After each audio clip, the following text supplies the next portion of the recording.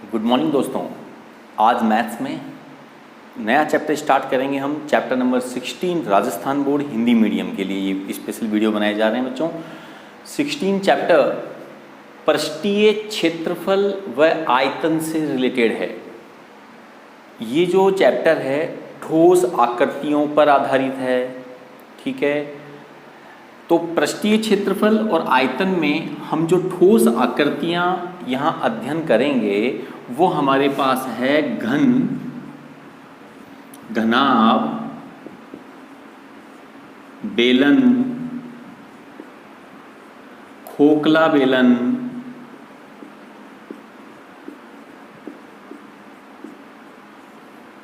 शंकु, गोला, अर्धगोला, खोखला गोला,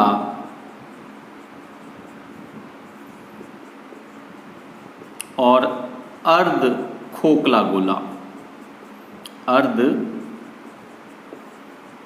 खोखला गोला। क्लियर? तो ये आकृतियां हैं, इन सब के हमें पृष्ठीय क्षेत्रफल और सबके आयतन हमें स्टडी करने हैं। तो यहाँ पे सबसे पहले हम इन आकृतियों के सूत्र किस तरह से होते हैं, क्या क्या सूत्र होते हैं, क्षेत्रफल क्या होता है, आयतन क्या होता है, उसके बारे में अध्ययन करेंगे।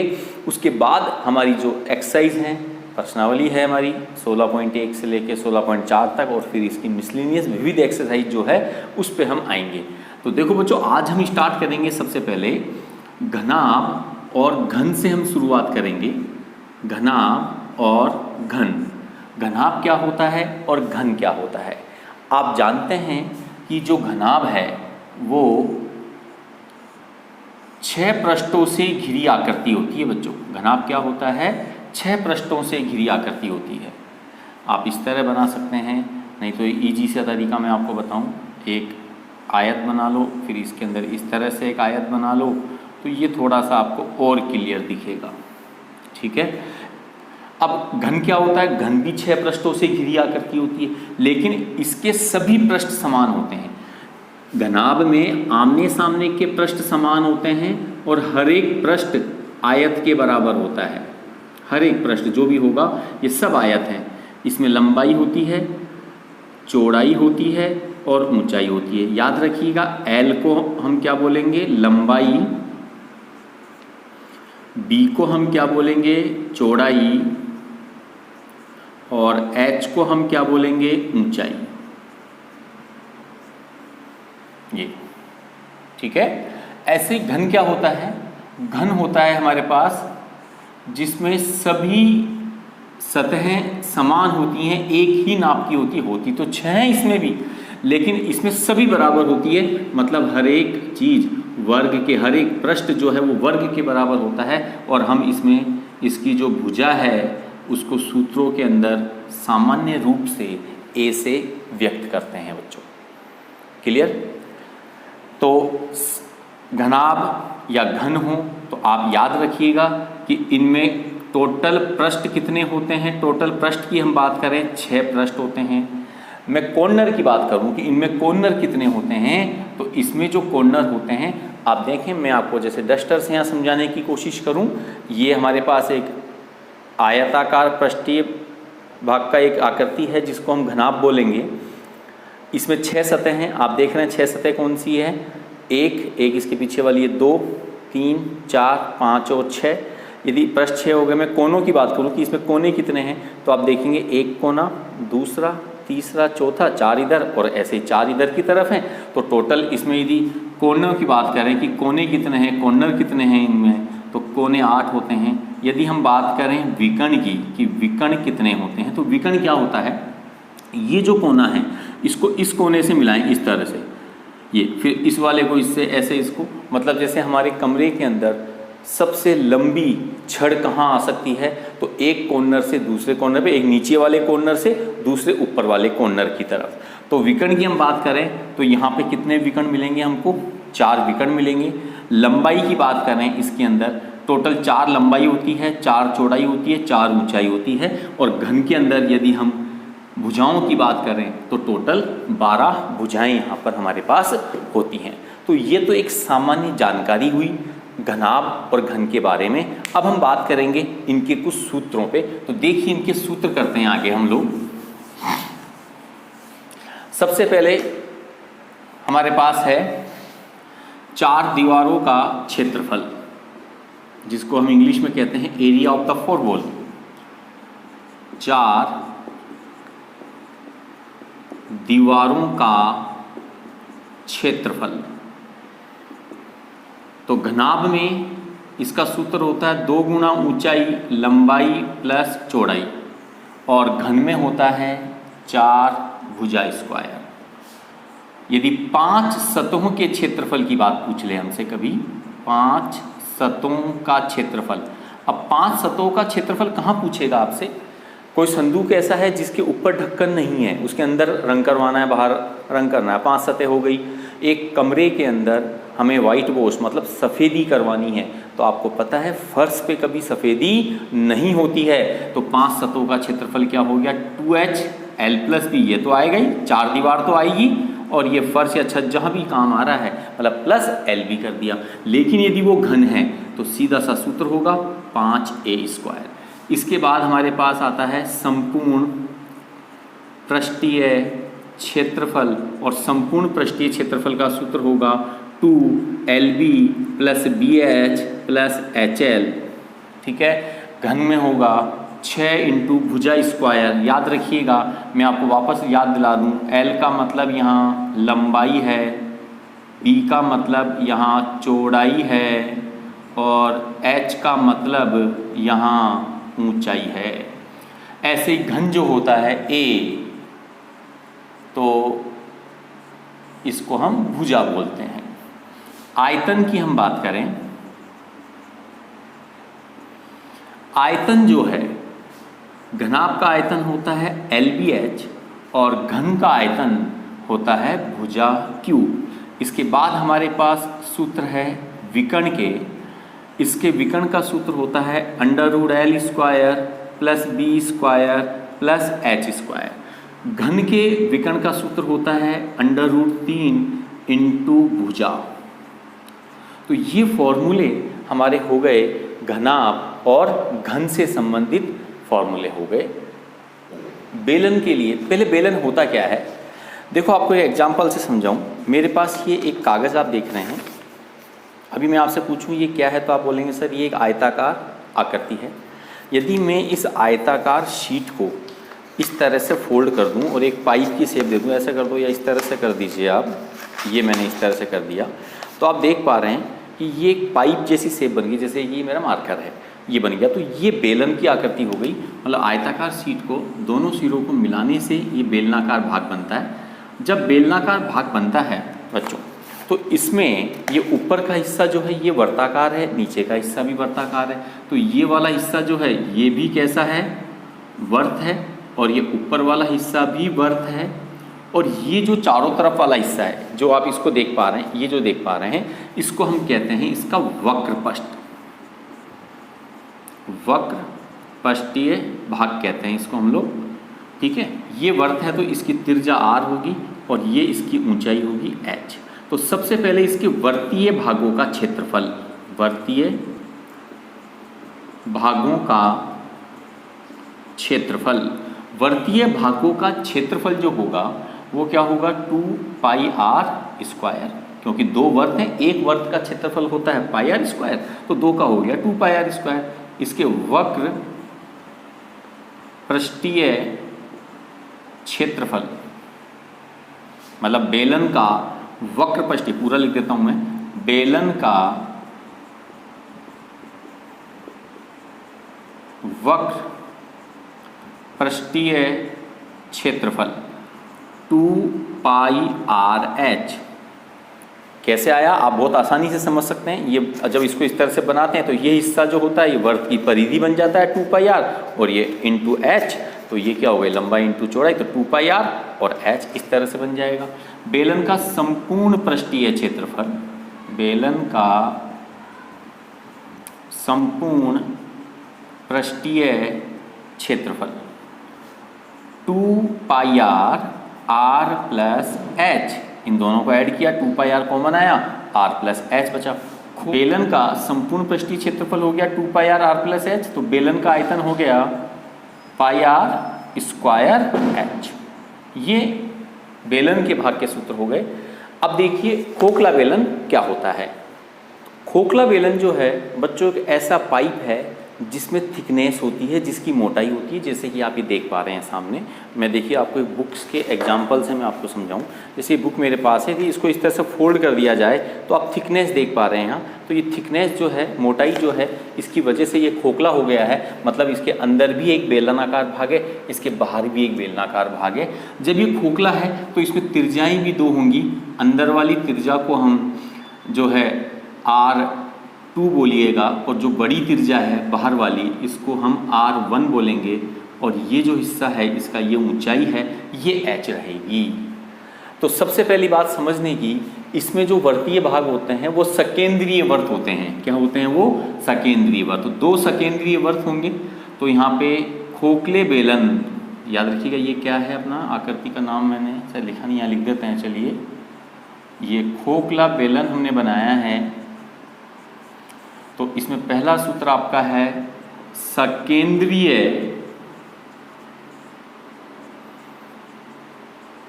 वर्तों से घिरे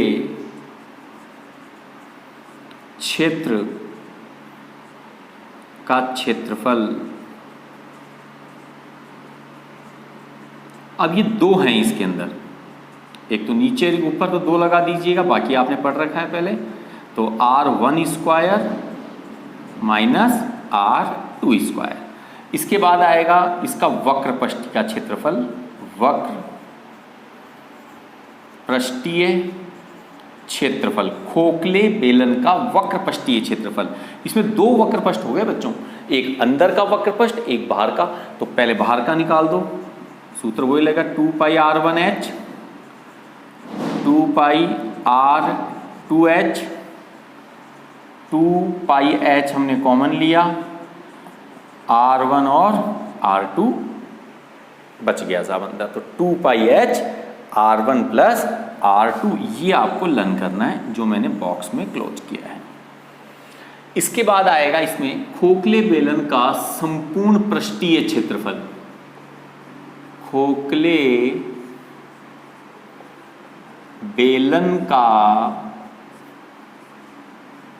संपूर्ण पृष्ठीय क्षेत्रफल, और इसका सूत्र याद करने की टेक्निक समझ लो। 2 पाई लगाना है, देखो कैसे याद करना है। 2 पाई लगाना है, 2 ब्रैकेट आएंगे, एक R1 प्लस R2 आएगा, एक R1 माइनस R2 आएगा, और माइनस वाले में प्लस H कर देना। 2 पाई आएगा, R1 plus R2, R1 minus R2 plus H। H किस में डालना है? माइनस वाले में। ये इसका संपूर्ण पृष्ठ हो गया। ये आया कहाँ से? ये इन दोनों को ऐड करने पे आता है बच्चों। ये a plus B, a minus B लगता है, वहाँ से कॉमन लेके फिर ये टर्म बनती है। हमें इतना उसमें नहीं जाना है, हमें फॉर्मूले याद करके क्वेश्चन सॉल्व करने हैं। अब आ गया इसका आयतन। आयतन का मतलब क्या है? जो इसकी सतह देख रहे हैं आप, ये कितना पदार्थ इसमें है। तो बाहरी आयतन में से अंदर का आयतन माइनस कर दो, तो पाई R1 स्क्वायर H, ये तो बाहर का हो गया, ये अंदर का हो गया, माइनस किया तो पाई H कॉमन आया, R1 square minus R2 square, और ये इसका आयतन हो गया। क्लियर? तो ये आपके बेलन और खोखले बेलन से संबंधित सारे फॉर्मूले हो गए। घन घनाभ और बेलन और खोखले बेलन के बाद बच्चों अब हम बात करेंगे शंकु के सूत्रों की। शंकु क्या होता है आप जानते हैं? कोन जिसको कहते हैं इंग्लिश में। आइसक्रीम कोन आपने खाया होगा, बर्थडे कैप जो पहनते हैं, किस तरह का होता है ये? इसकी आकृति देखें, इस तरह का भाग होगा, एक वर्तीय भाग होता है, इसकी त्रिज्या होती है यहाँ से इसके शीर्ष से केंद्र तक की, इसको हम ऊंचाई कहते हैं। ये इसका जो ढलान वाला भाग है इसको L से व्यक्त करते हैं, हिंदी में इसको तिर्यक ऊंचाई कहते हैं, इंग्लिश में स्लैंट हाइट बोलते हैं इसको। क्लियर? तो ये L हो गया। सबसे पहले तो हमें यही समझना है कि इसकी ऊंचाई इसके आधार के साथ एक 90 डिग्री 90 डिग्री का कोण बनाती है।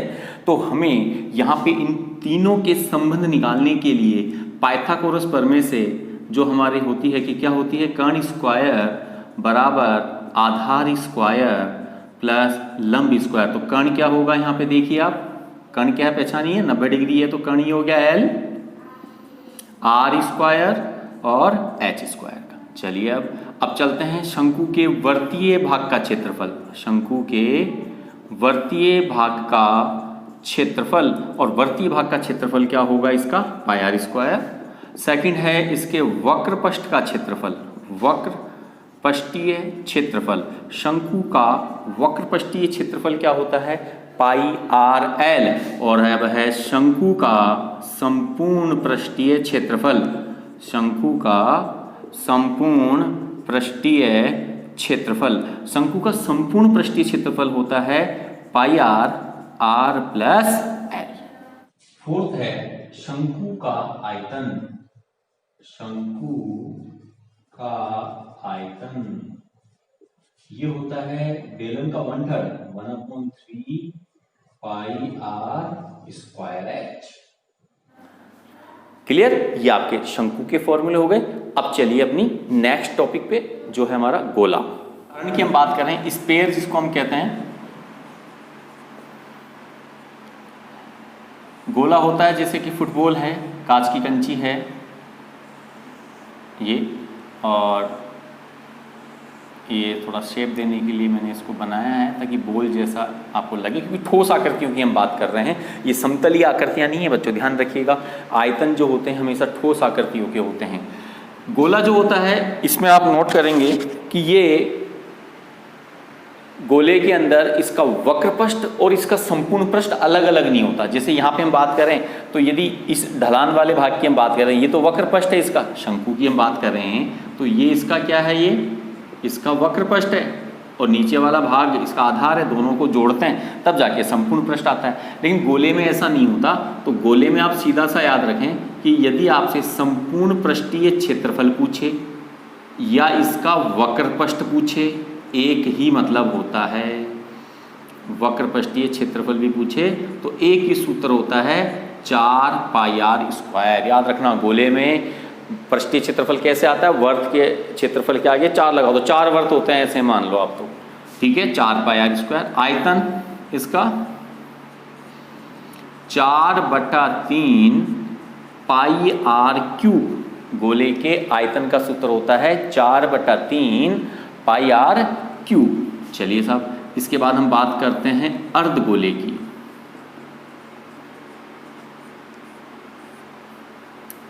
अर्धगोला, देखिए अर्धगोला क्या होता है। आपने तरबूज खाया होगा, उसको आधा काटते हैं ना अपन, या शिकंजी बनाने के लिए लेमन को कट करते हैं। तो बस जो आधा लेमन है या तरबूज है, इस तरह की जो है ना है आधी कटी हुई कोई बोल हो, तो उसको हम क्या बोलेंगे, अर्धगोला। अर्धगोले के अंदर वर्तीय भाग अलग होता है, इसका वक्र पृष्ठ अलग होता है, ये ध्यान रखिएगा। ये वक्र पृष्ठ है, ये वर्तीय भाग है, इसकी ये त्रिज्या है, और यहाँ पे भी ये इसकी त्रिज्या होती है। तो अर्धगोले में वक्र पृष्ठ का सूत्र अलग होगा, वक्र पृष्ठीय क्षेत्रफल। इसका सूत्र होगा, इस पूरे का आधा हो जाएगा 2 पाई आर स्क्वायर। लेकिन यदि इसके संपूर्ण पृष्ठीय क्षेत्रफल की बात की जाए, अर्धगोले के संपूर्ण पृष्ठीय क्षेत्रफल की बात की जाए, तो इसमें 2 पाई आर स्क्वायर में 1 पाई आर स्क्वायर और जोड़ना पड़ेगा। भाई 2 पाई आर स्क्वायर तो इसका हो गया, ये पाई आर स्क्वायर ये रहा, तो जोड़ के कितना आ गया, ये 3 पाई आर स्क्वायर। ठीक है, इसके बाद है अर्धगोले का आयतन। अर्धगोले का आयतन, आयतन केवल आधा कर रहे हैं आप, तो आयतन में ऐसा कुछ भी नहीं है, सतह की स्थिति का केवल आधा करना है। 2 आधे 4/3 का आधा 2/3 पाई आर क्यूब हो गया। तो ये गोला और ये अर्धगोला। अब इसी के साथ चलते हैं, गोले के साथ ही लेते हैं खोखला गोला। अब आप बोलेंगे साहब खोखला गोला क्या होता है। आपने फुटबॉल देखा होगा जिसके अंदर थोड़ी थिकनेस होती है, ब्लैडर लगा हुआ होता है, चमड़े की मोटाई होती है, तो उसमें 2 त्रिज्याएं मान लेते हैं, ये और ये। तो अंदर वाली त्रिज्या तो R2 और ये बाहर वाली त्रिज्या हो गई R1। तो इसमें भी संपूर्ण पृष्ठ या फिर वक्रपष्ट